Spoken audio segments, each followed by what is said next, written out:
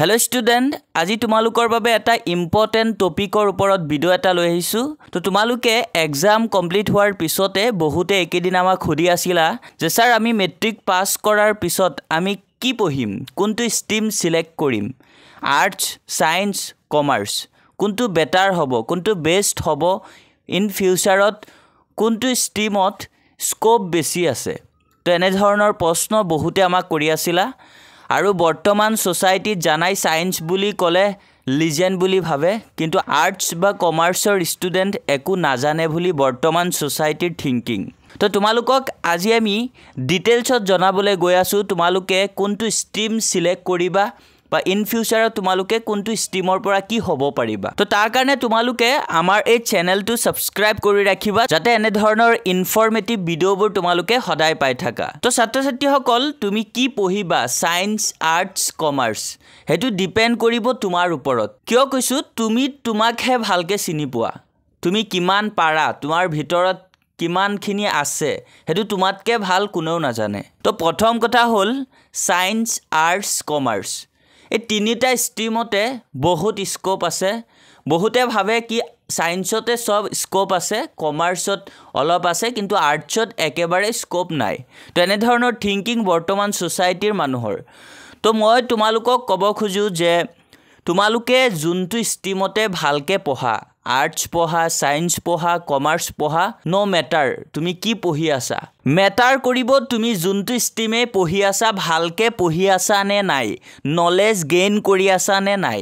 তো বৰ্তমান ভাবে আৰ্টছৰ ষ্টুডেণ্টে একো কৰিব নোৱাৰে, কিমান IPS কিমান IAS এক্সাম্পল হিচাপে আছে, আৰ্টছত পঢ়ি তেওঁলোকে IPS IAS অফিচাৰ হৈছে।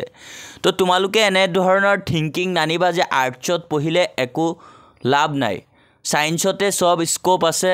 আৰু বহুতেতো কি কৰে, সায়েন্স লৈ মানুহক দেখাবলে, নিজে একো নাজানে সায়েন্সৰ। তেওঁলোকে প্ৰথমতে কি কৰে, মেট্ৰিকৰ ৰিজাল্ট দিয়াৰ লগে লগে সায়েন্সত এডমিশন লয় মানুহক দেখাবলে যে মই সায়েন্সত পঢ়িম, মই বহুত চুকা ষ্টুডেণ্ট।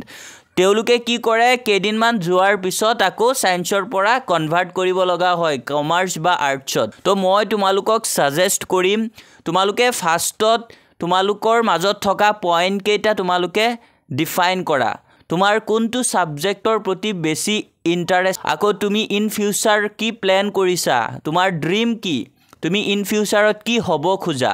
তো তেনে ধৰণৰ থিংকিংবোৰ তোমালোকে অলপ ভাবিবা, ভাবাৰ পিছত তোমালোকে সিলেক্ট কৰিবা কোনটো ষ্ট্ৰীমত পঢ়িবা।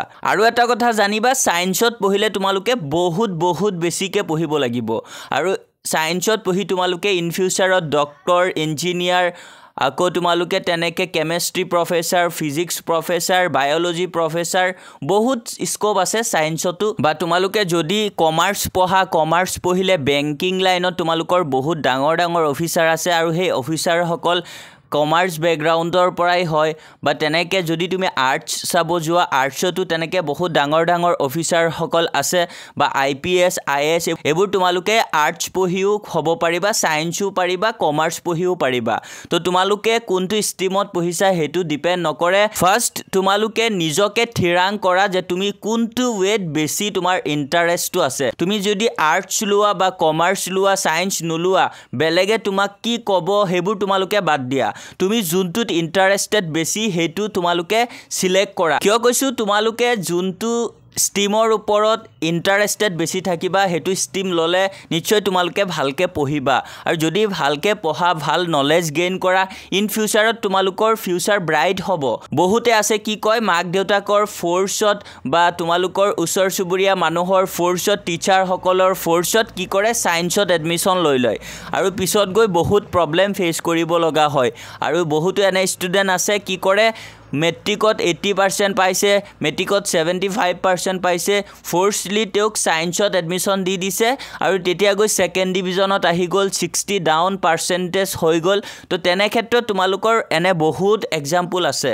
তো তোমালোকে ষ্ট্ৰীম সিলেক্ট কৰোঁতে বেছিকেলি তোমালোকে ফাৰ্ষ্টত তুমি নিজকে থিৰাং কৰিবা তুমি কিহৰ ওপৰত বেছি ইন্টাৰেষ্টেড, আৰু ইন ফিউচাৰত তুমি কি হ'বা, আৰু সেই টপিকৰ ওপৰতে বেছ কৰি তোমালোকে ষ্ট্ৰীম সিলেক্ট কৰিবা। আৰু যদি তোমালোকে সায়েন্স পঢ়া তেন্তে জানাই সায়েন্সত বহুত বেছি পঢ়িব লাগে আৰু সায়েন্সত স্কোপও বহুত বেছিকৈ আছে আৰু কমাৰ্চতো তোমালোকে পঢ়িব লাগিব কমাৰ্চ বা আৰ্টছৰ ষ্টুডেণ্টে যে পঢ়িব নালাগে এনে ধৰণৰ কোনো কথা নহয় তিনিটা ষ্ট্ৰীমেই কিন্তু টান আছে যদি তোমালোকে ভালকৈ নপঢ়া আৰু যদি তোমালোকে ভালকৈ পঢ়া তিনিটা ষ্ট্ৰীমেই তোমালোকৰ বাবে সহজ হ'ব তো তোমালোকে যোনটো ষ্ট্ৰীমৰ ওপৰত ইণ্টাৰেষ্টেড বেছি সেইটো তোমালোকে সিলেক্ট কৰিবা বেলেগে যদি কৈ আছে যে তুমি সায়েন্সতে পঢ়া সেইকাৰণে তুমি সায়েন্সত নলবা তুমি ইন ফিউচাৰ প্ল্যানটো ভালকৈ তোমালোকে কৰি লোৱা আৰু তোমালোকে এনে কোনো কথা নাই যে বৰ্তমান সায়েন্সৰ ষ্টুডেণ্টে সব জব কৰি আছে বা সায়েন্সৰ ষ্টুডেণ্টে ফিউচাৰত বহুত ডাঙৰ ডাঙৰ জব কৰি আছে বা টকা ইনকাম কৰি আছে তেনে কোনো কথা নহয় বৰ্তমান বহুত এক্সাম্পল আছে আৰ্টছত পঢ়ি কমাৰ্চত পঢ়ি বহুত ডাঙৰ ডাঙৰ অফিচাৰ হৈছে বহুত টকা ইনকাম কৰি আছে তো এনে ধৰণৰ বহুত এক্সাম্পল আছে বহুত IPS IAS অফিচাৰ আছে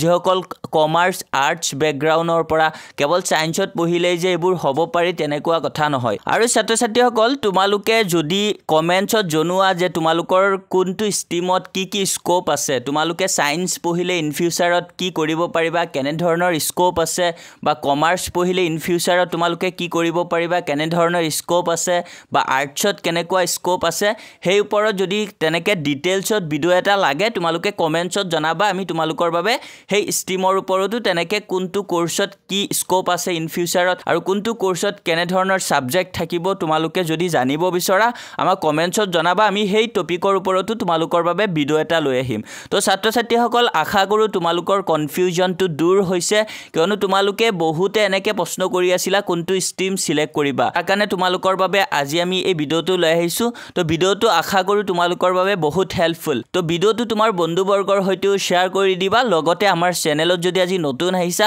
চেনেলটো সাবস্ক্ৰাইব কৰিবলৈ পাহৰি নাযাবা তো আজি ভিডিওটো তোমালোকৰ বাবে এইখিনি আছিল থ্যাংক ইউ ফৰ ওয়াচিং